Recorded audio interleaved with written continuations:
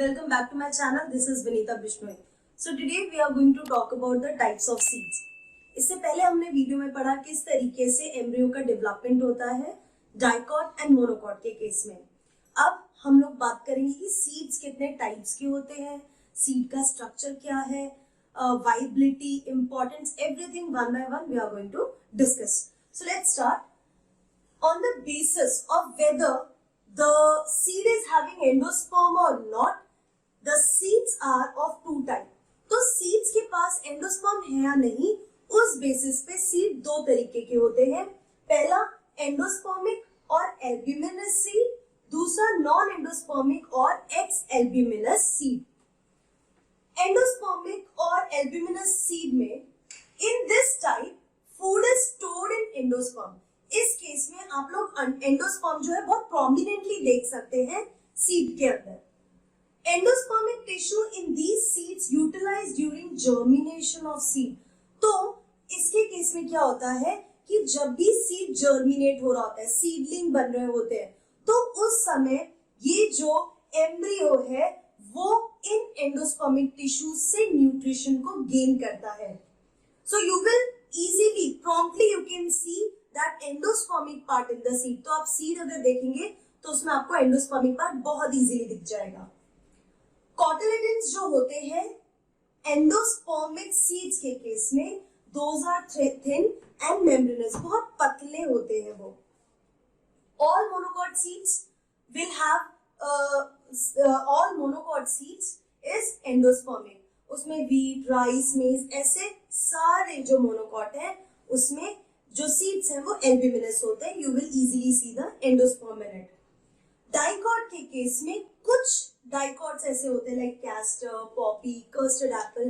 In their seed you will be easily able to see the endosperm.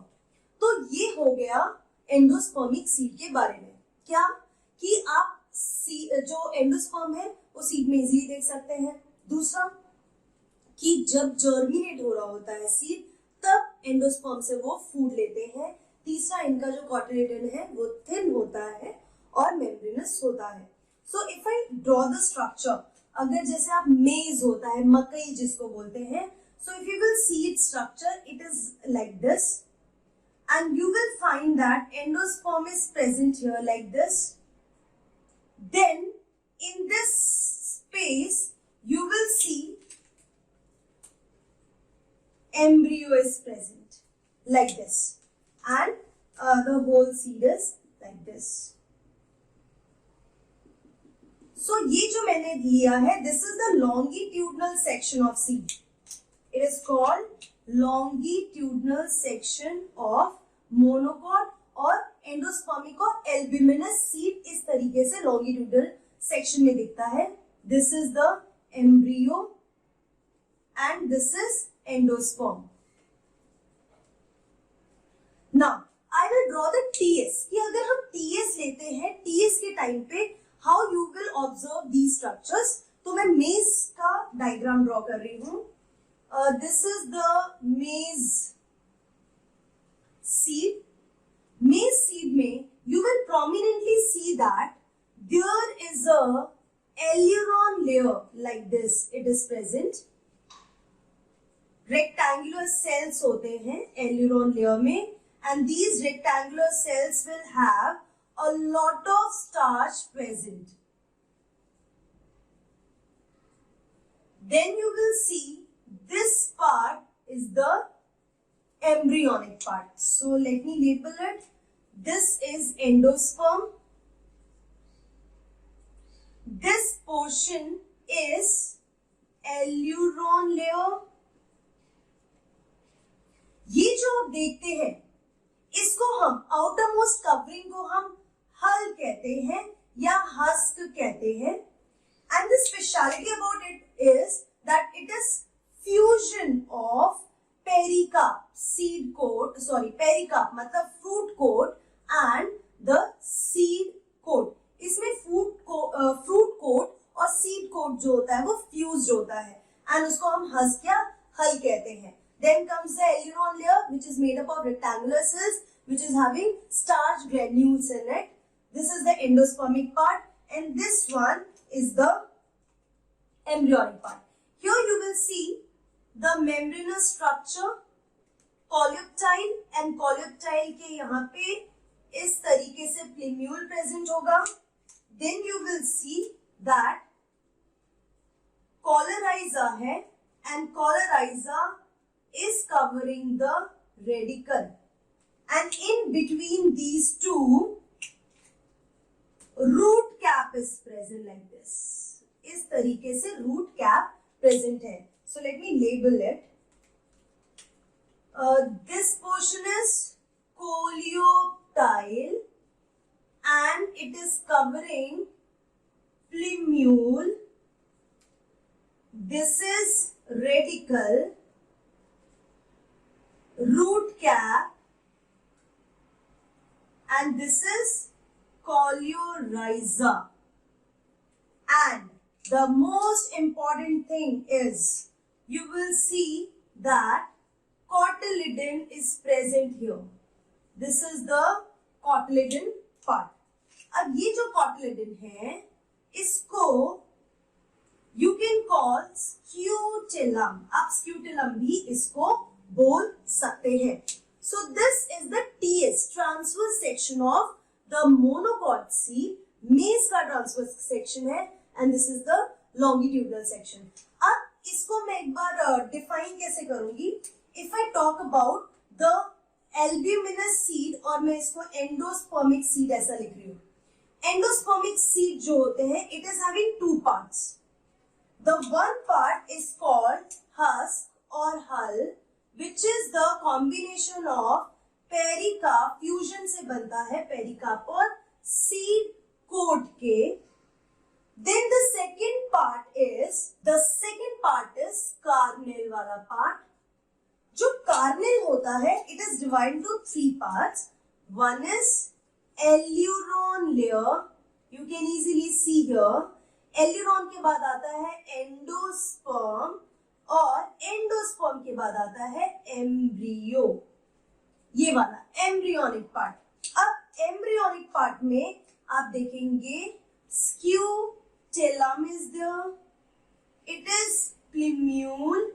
Plumule is covered by coleoptile and radical is present. So this is what present in case of endospermic or albuminous seed. Now we will talk about non-endospermic or ex-albuminous seed. So please take a screenshot, then I will move on to the next part. So next one is non-endospermic or ex-albuminous. ये second type का seed है. Do not have endosperm at maturity. इस case में क्या था, you can see endosperms जो होते हैं वो maturity पे होते हैं. इसका एग्जाम्पल क्या है, अगर आप जो मेज होता है, मकई होता है, अगर आप इसे लेंगे longitudinal section और अगर आप इस पे आयोडीन टेस्ट करते हैं, what you will find that half of the part will be blue black in color because of presence of a lot of stored food in this. तो यहाँ पे बहुत सारा स्टोर्ड फूड है इसीलिए ये ब्लू ब्लैक कलर शो करेगा, iodine का कलर शो करेगा. बाकी जो एम्ब्रियोनिक पार्ट है that will not show this iodine test. तो ये क्या है, एट द मैच्योरिटी आल्सो यहाँ पे एंडोस्पर्म जर्मिनेशन तक रहेगा. Here endospermic tissues are absorbed during the development of embryo. यहाँ पे पहले ही एंडोस्पर्म जो होता है वो यूटिलाइज हो जाता है एम्ब्रियो के डेवलपमेंट पे. जो मैंने आपको डाइकॉट के केस में एम्ब्रियो डेवलपमेंट सिखाया है, वैसे ही उसी डेवलपमेंटल स्टेज में ही जो एम्ब्रियो है it will consume all the endosperms. The absorb food material from endosperm is stored in the cotyledons. आप देखेंगे सपोज आपके पास जैसे ब्लैक ग्राम है, काले चने जिसे बोलते हैं, आप उससे सॉइल में डाल दीजिए, you will find that two fleshy leaf-like structure will originate first और उसके बाद उसमें से seedling निकलता है. So वहां पे cotyledon जो है वो dicot है, उसका cotyledon you can see very thick, बहुत मोटा fleshy cotyledon होता है क्योंकि वो cotyledon food store करके रखता है. The absorbed food material from endosperm is stored in the cotyledon. इसके केस में क्या था, cotyledon जो होता है वो thin membranous होता है, बट क्योंकि डाइकॉट के केस में पहले ही एंडोस्पर्म यूटिलाइज हो चुका होता है, बट स्टिल सीडलिंग डेवलप होने के लिए भी फूड चाहिए, so that food will be provided by the two fleshy cotyledons. So ये जो एंडोस्पर्मिक है, जैसे इस केस में आप डाइकॉट मोनोकॉट दोनों के केस में एल्ब्यूमिनस सीड्स देख सकते हैं, वैसे ही डाइकॉट एंड मोनोकॉट दोनों के ही केस में नॉन एंडोस्पर्मिक प्रेजेंट होता है. सो ज्यादातर डाइकॉट, जैसे इसके केस में ज्यादातर मोनोकॉट में एंडोस्पर्मिक होता है. Here in most of the dicots you will find non-endospermic or X-albuminous seeds, but there are some monocot also, जैसे कि Wellisneria है, इनके केस में prominently you will be able to see non-endospermic or X-albuminous seed. So let's start.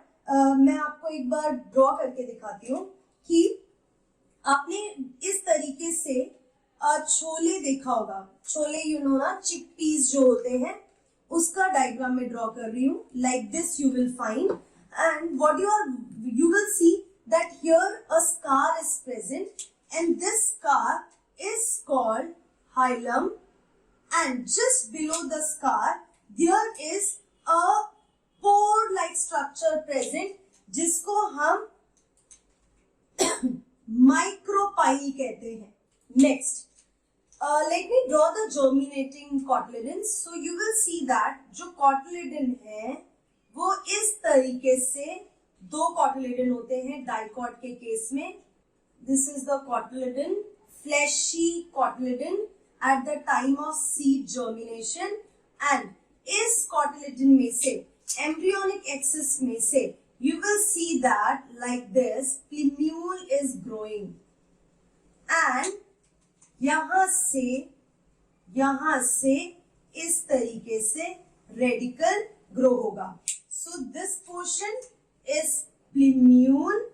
प्लिम्यूल के जिस नीचे वाला portion is epicotyl. This portion, the connection is cotyledon node. This portion is hypocotyl, and the lowermost portion is radical. This is what the structure of dicot seed is. Now I will make a flowchart. जैसे मैंने monocot के case में जो पूरे seed के structures होते हैं वो बनाया था, वैसा ही फ्लोचार्ट यहाँ पे भी ड्रॉ कर रही हूँ. The first thing I am going to draw is dicot seed. Okay, so dicot seed के केस में आप देखेंगे दो bifurcation है. One is the seed coat and the other is embryo. So seed coat में there are two seed coats are present. The first one is testa, and the inner one is tegmen. टेस्टा जो होता है ये hard covering होता है, leathery covering होता है. Various tegmen जो है वो थिन मेम्ब्रेनस इनर मेम्ब्रेन होता है, और this one is the outer membrane. तो ये हो गया seed coat. Prominently you will see these two layers. Embryo के केस में you will find the cotyledon, जो दो कोटिलिडन्स होते हैं, and the second one is embryonic axis. अब एम्ब्रियोनिक एक्सिस, ये जो बीच वाला पोर्शन है, embryonic axis में then what you will find is parts are present. One is plumule is present. Plumule के नीचे epicotyle present होता है. फिर present होता है this part cotyledon node. Cotyledon node और cotyledon node के बाद present होता है hypocotyle, और hypocotyle के बाद present होता है radical.